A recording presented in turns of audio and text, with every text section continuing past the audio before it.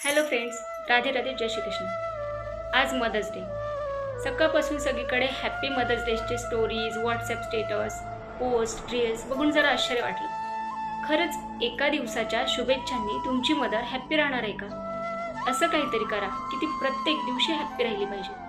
अहो, जेव्हा आईसाहेबांनी महाराजांना म्हटलं, शिवबा तुम्ही आमच्या पोटी जन्म घेतला आणि आमची कूस पावन झाली, त्यावेळेस महाराज आईसाहेबांना म्हणाले, नाही नाही आईसाहेब, तुमच्या पोटी जन्म घेणारा कोणताही जीव हा शिवबाच झाला असता. हे शब्द ऐकून आईसाहेब धन्य झाले.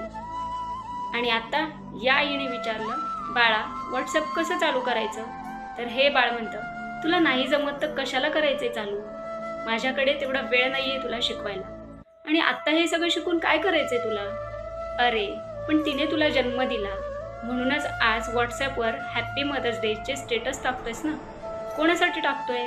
तिच्यासाठीच ना. म्हणे हॅप्पी मदर्स डे.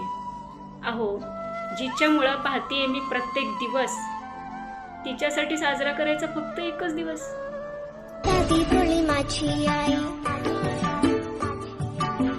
सुखाची ग तू